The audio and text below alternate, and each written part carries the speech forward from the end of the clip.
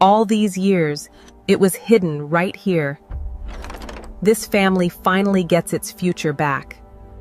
She was left shivering on the curb with a single suitcase and a worthless deed, betrayed by the man she sacrificed everything for. But the crumbling, abandoned farmhouse she was banished to held a century-old secret. By the time her ex-husband realized his fatal mistake, she was already sitting on a massive hidden empire. Clara Bennett stared at the heavy oak doors of the Caldwell estate, the home she had painstakingly designed and decorated over the last 7 years, now locked tight against her. Rain lashed against her face, plastering her auburn hair to her cheeks, but she barely felt the cold.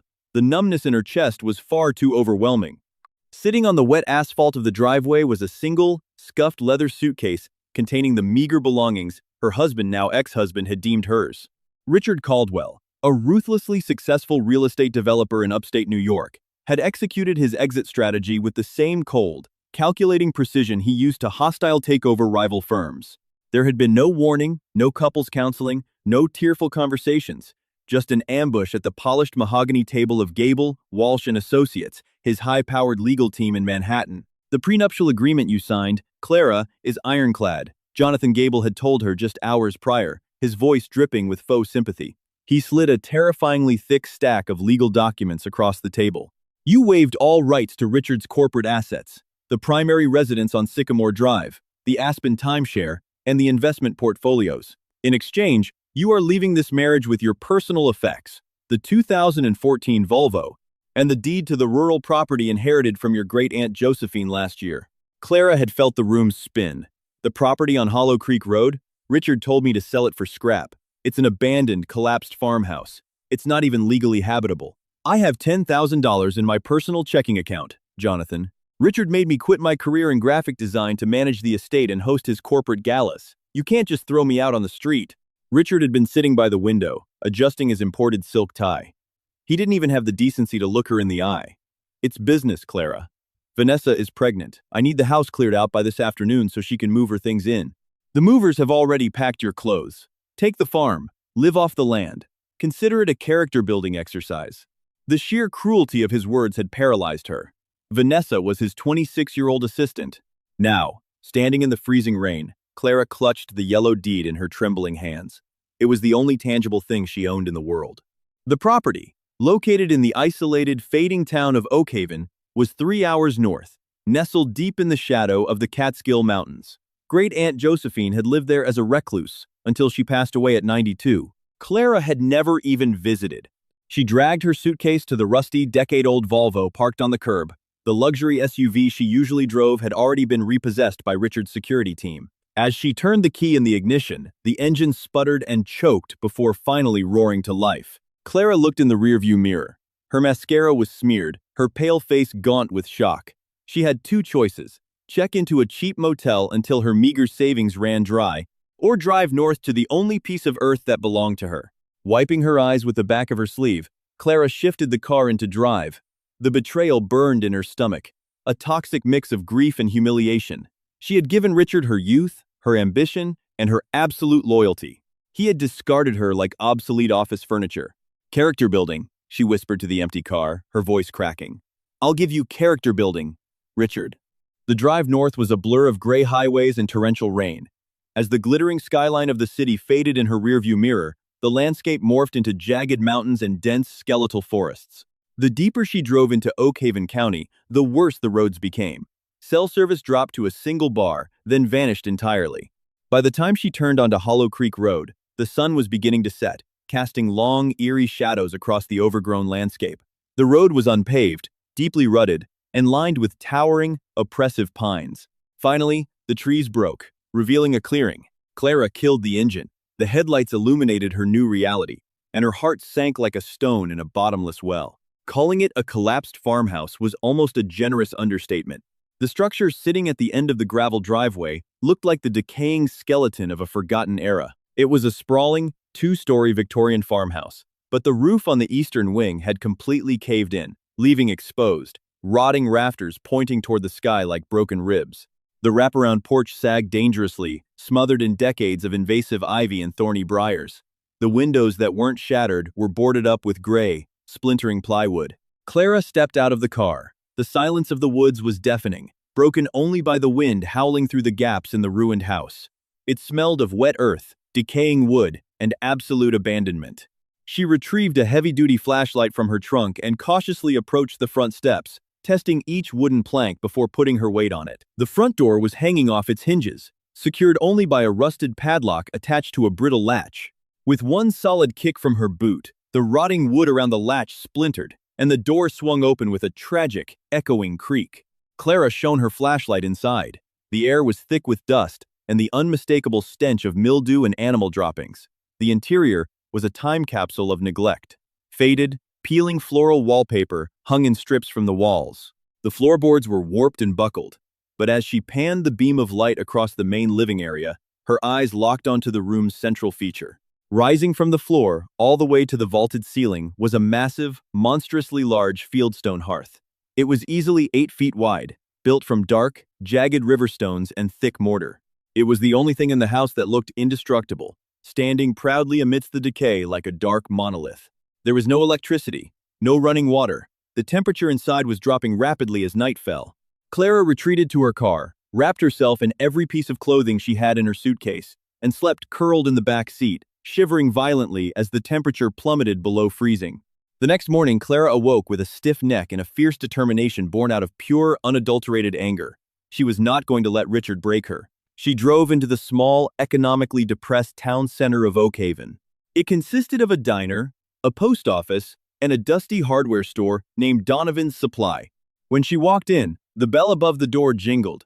The owner, a burly bearded man in his 60s with a name tag that read Arthur, looked up from his ledger. "You lost, miss?" he asked, eyeing her designer coat, which was now wrinkled and stained with mud. "No," Clara said, her voice steady. "I'm the new owner of the Bennett farm on Hollow Creek Road.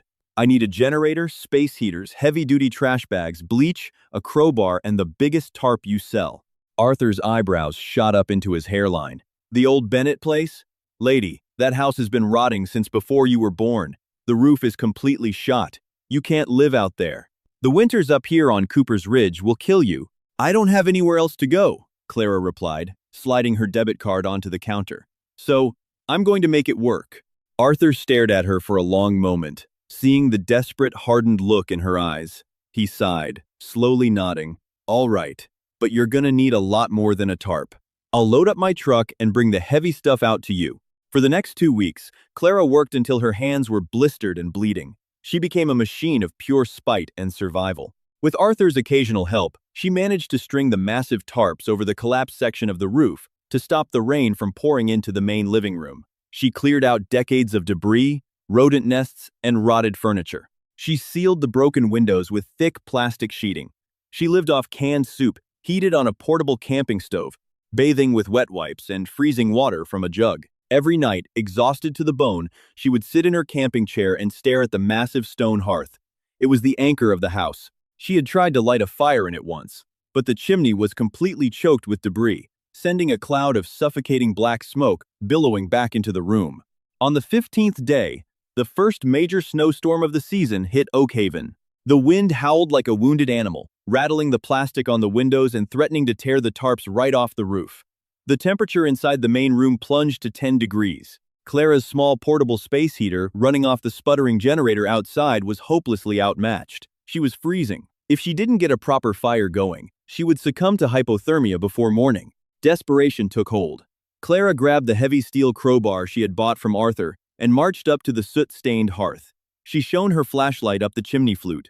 It was blocked by a massive rusted iron damper that had seized completely shut, covered in decades of hardened creosote and bird nests. She climbed directly into the massive firebox, ignoring the toxic, powdery black soot covering her clothes. She jammed the crowbar against the iron damper and pulled with all her might. It didn't budge. She screamed in frustration, slamming the heavy steel bar against the back wall of the hearth. Clang!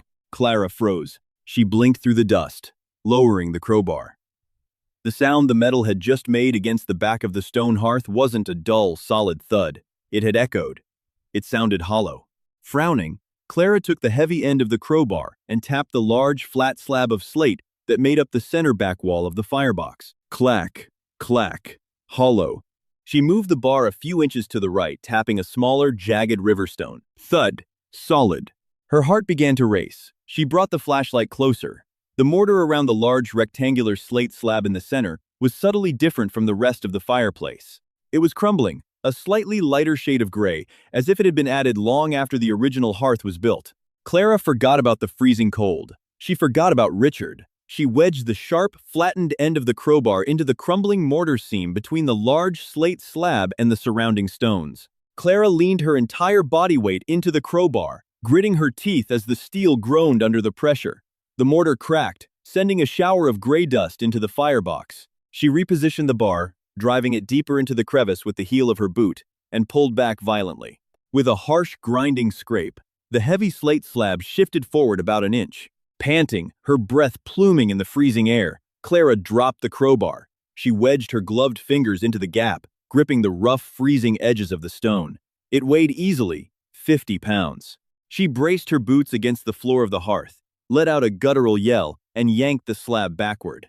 The stone gave way, tumbling out of the wall and crashing onto the ash-covered floor of the fireplace, narrowly missing her foot. Clara stumbled back, coughing as a cloud of stagnant, century-old air plumed out from the wall. She grabbed her flashlight, her hands shaking so badly the beam danced erratically across the stones.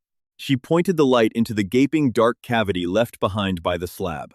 It was a perfectly hollowed-out chamber, about 2 feet deep and 3 feet wide, built directly into the thick masonry of the chimney breast. And it wasn't empty. Sitting in the dust at the bottom of the cavity were 4 heavy, olive-green metal ammunition boxes, the kind used during the First World War.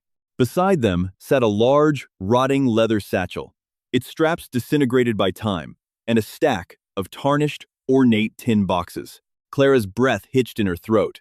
She felt like she was trespassing in a tomb. Slowly, she reached into the dark void. Her fingers brushed the cold, rusted metal of the nearest ammunition box. It was shockingly heavy. She had to use both hands to drag it out of the cavity, hoisting it onto the floor of the living room. She went back and dragged out the other 3, lining them up in a row. Then, she gently pulled out the crumbling leather satchel and the tin boxes. She sat back on her heels, staring at the hall. Outside, the blizzard raged, slamming snow against the boarded-up windows. But Clara's entire world had shrunk to the 5 feet of space in front of the hearth. She reached for the first ammunition box. The metal latch was rusted shut. She grabbed her crowbar, jammed it under the latch, and snapped it open. Clara slowly lifted the heavy lid. The beam of her flashlight caught the contents, and the light instantly fractured into 1,000 brilliant golden reflections. Clara gasped, falling backward onto the floor. She scrambled back on her hands and knees, peering into the box. It was filled to the brim with coins. But they weren't just any coins. They were heavy, pristine, and shimmering, with an unmistakable buttery yellow luster. With a trembling hand, she reached into the box and pulled one out. She wiped the dust off the face with her thumb. It was a $20 Liberty Head Double Eagle gold coin. The date stamped at the bottom read 1,898. There were hundreds of them in the box. Thousands, maybe. "Oh my God," Clara whispered into the empty freezing house. "Oh my God." Frantic now, she tore open the second ammunition box. More gold. This one contained neatly stacked rolls of coins wrapped in brittle, decaying paper, along with several heavy, rectangular bars that looked like crude, hand-poured silver ingots. She moved to the tarnished tin boxes. Popping the lid off the first one, she found it stuffed with thick, banded stacks of paper. She carefully pulled one out. They were vintage banknotes, $500 and $1,000 bills, featuring the faces of William McKinley and Grover Cleveland currency that hadn't been in active circulation for decades. But it was the rotting leather satchel that held the true history of the fortune. Clara gently opened the flap. Inside were dozens of pristine wax-sealed envelopes, property deeds, and a thick leather-bound ledger. She opened the ledger. The handwriting was elegant, written in faded fountain pen ink. The name on the inside cover read, Elias Bennett, Oak Haven Fidelity Trust, 1,928. Clara's mind raced, piecing together the family lore she had barely paid attention to as a child. Elias Bennett was her great-grandfather. He had been a prominent banker and industrialist in the 1920s. When the stock market crashed in 1929, leading to the Great Depression, thousands of banks failed. Rumor in the family was that Elias had lost everything, dying penniless and leaving his daughter, Josephine, with nothing but the decaying farmhouse. But Elias hadn't lost everything. He had seen the crash coming. He had liquidated his bank's most valuable assets, converted his immense wealth into untraceable gold and bearer bonds, and physically walled it up inside the hearth of his remote countryside home, hiding it from the government, the debt collectors, and the collapsing financial system. And Great-Aunt Josephine had lived her entire life in poverty, completely unaware that she was sleeping 10 feet away from a fortune that rivaled the GDP of a small nation. Clara sat on the floor, surrounded by millions of dollars in untraceable gold and historical currency. The bitter, freezing air no longer bothered her. A slow, dangerous smile crept across her face. Richard had given her this house. He had legally, forcefully, and mockingly signed over the deed to the Bennett farm, waiving all his rights to it in the divorce settlement, thinking it was a worthless pile of rotting wood designed to break her. Instead, he had just handed her an empire. Suddenly, a loud, violent pounding echoed through the house. Clara jumped, her heart leaping into her throat. She scrambled to turn off her flashlight, plunging the room into darkness. The pounding came again. Someone was aggressively hammering their fist against the splintered front door, fighting to be heard over the howling blizzard. "Clara! Open the door!" A muffled, furious male voice shouted from the porch. Clara's blood ran ice cold. She knew that voice. It was Richard. Panic seized her. The floor was covered in gold and million-dollar bearer bonds. If he saw this, if he knew what she had found, his lawyers would find a loophole. They would slaughter her in court.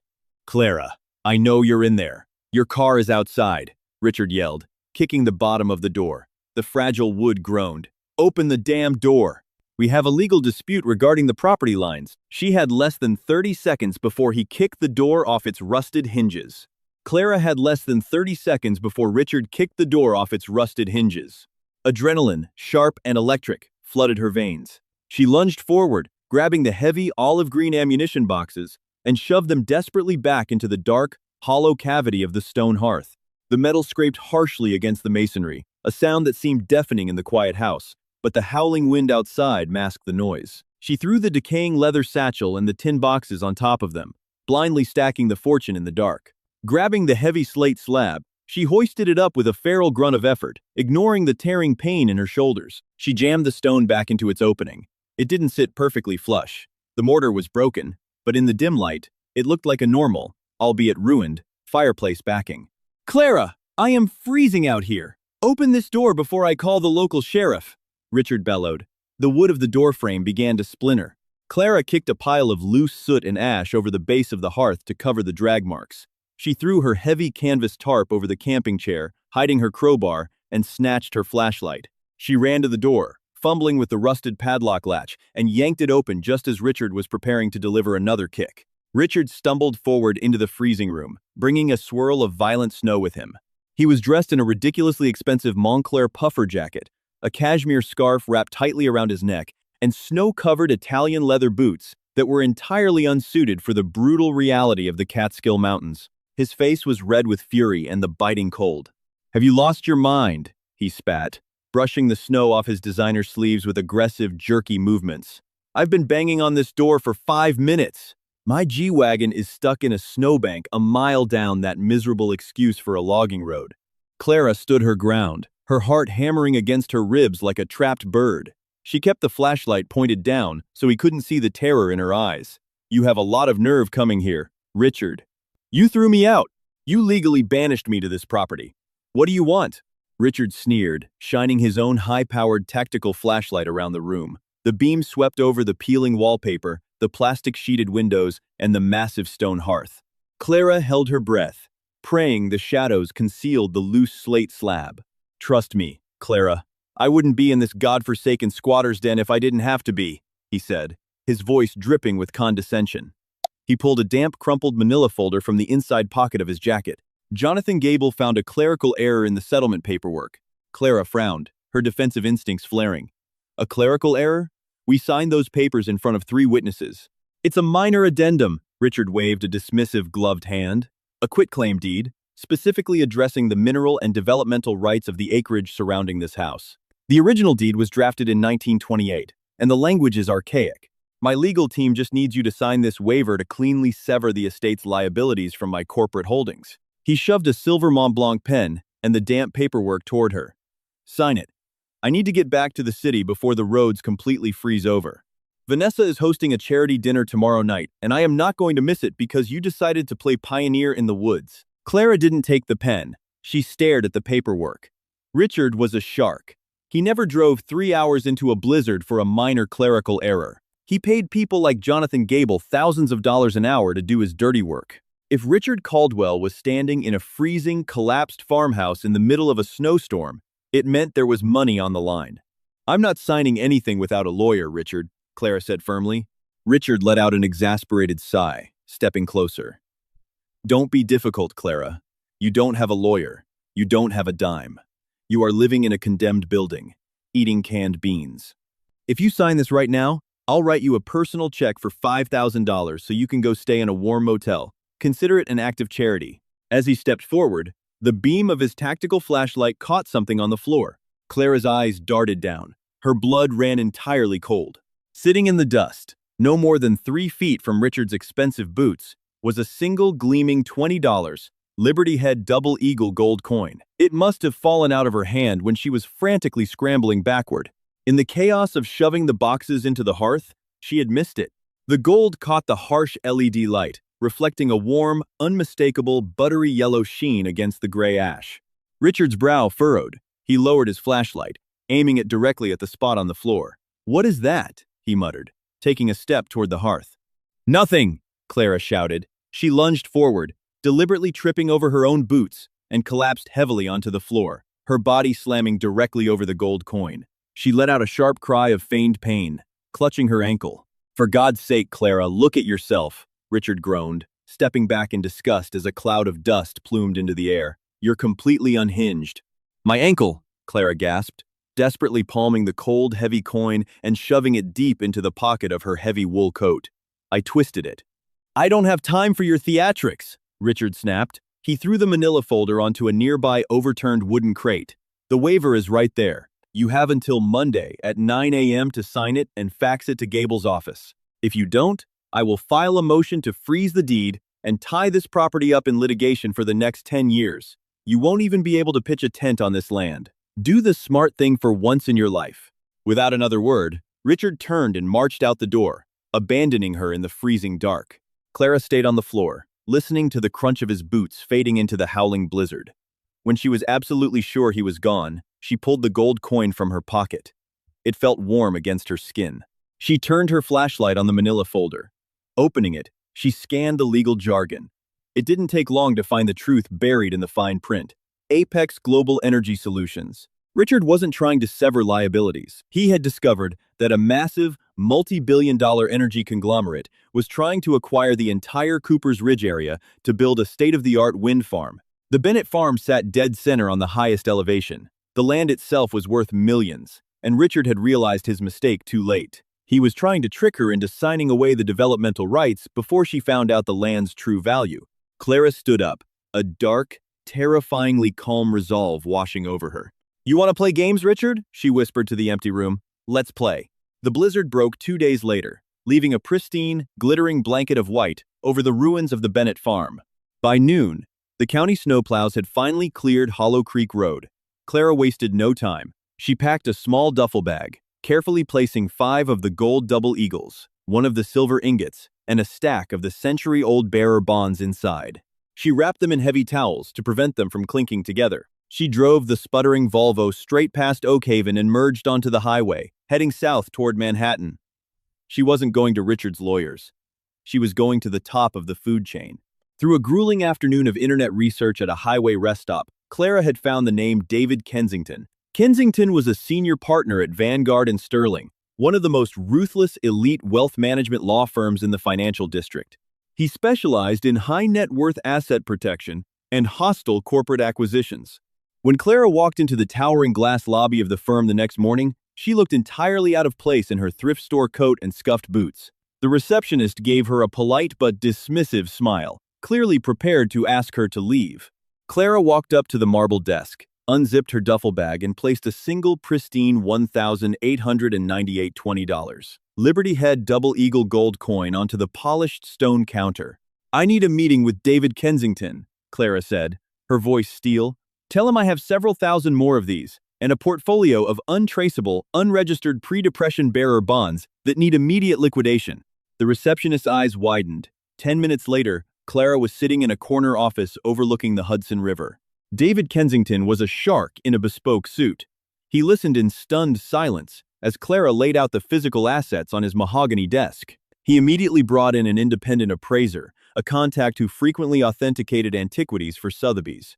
The appraiser examined the gold coin through a jeweler's loupe, his hands shaking slightly.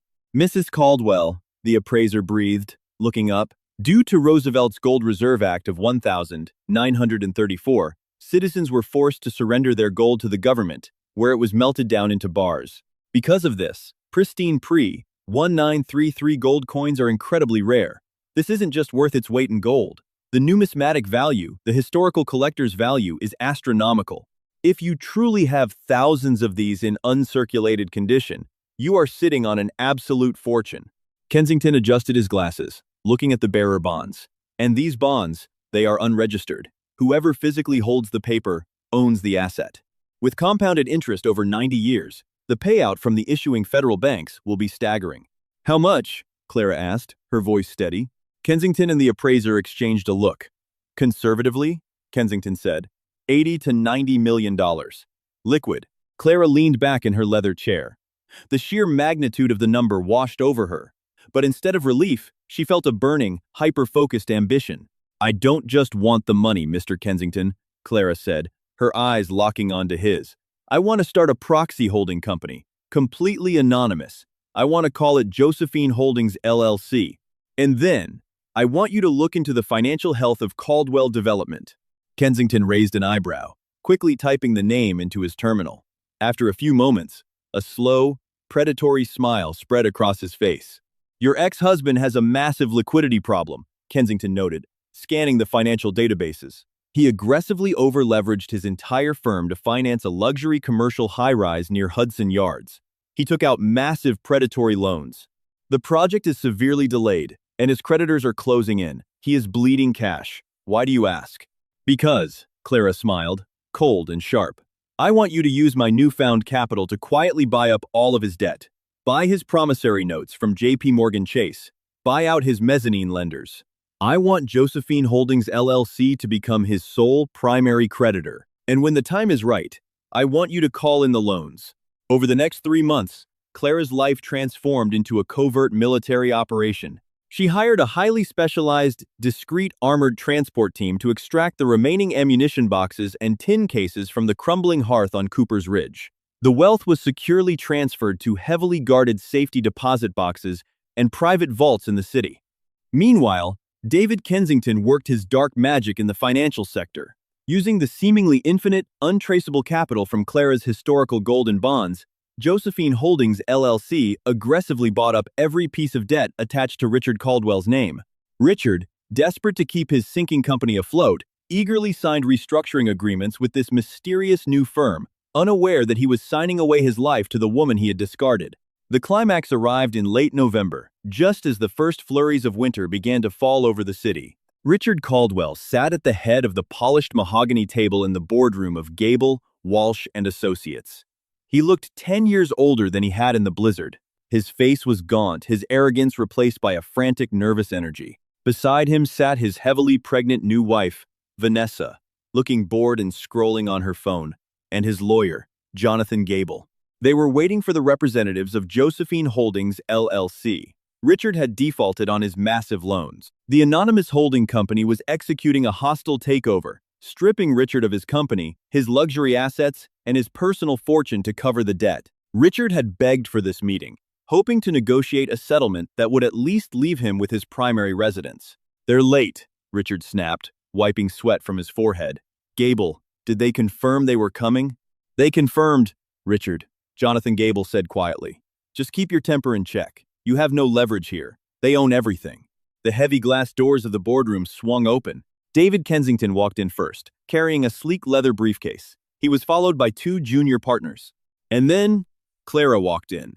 She was unrecognizable from the shivering, broken woman left on the curb 6 months ago. She wore a flawlessly tailored midnight blue Chanel power suit, her auburn hair blown out perfectly, a subtle but devastatingly expensive diamond watch gleaming on her wrist. She radiated absolute power and unshakable confidence. Richard froze, the blood completely drained from his face. He stared at her, as if a ghost had just walked into the room. "Clara?" he choked out, his voice cracking. "What? What are you doing here?" Vanessa looked up from her phone, frowning. "Richard, why is your ex-wife here?" Clara walked calmly to the opposite end of the mahogany table. She pulled out the high-backed leather chair and sat down, folding her hands elegantly on the table. She looked directly into Richard's terrified eyes. "Hello, Richard," Clara said, her voice smooth like glass. "Jonathan, Vanessa, thank you all for coming." "I don't understand," Jonathan Gable stammered, frantically looking between Clara and David Kensington. "Mr. Kensington, where is the CEO of Josephine Holdings?" Kensington smiled, opening his briefcase. "You're looking at her, Mr. Gable. Clara Bennett is the sole proprietor and CEO of Josephine Holdings, LLC. The silence that fell over the room was absolute. It was so quiet, Clara could hear the faint hum of the city, traffic 50 stories below. Richard's mouth opened and closed like a suffocating fish. He looked from Clara to Kensington and back to Clara. His mind desperately tried to connect the dots, but the reality was too massive, too impossible for him to comprehend. That's impossible," Richard whispered, his hands trembling violently on the table. "You had nothing. You had $10,000 and a rotting shack in the woods." "I had exactly what you gave me, Richard," Clara said softly, leaning forward. "You gave me the Bennett farm. You legally waived all rights to it, remember? You thought you were sending me away to freeze. You told me it would be a character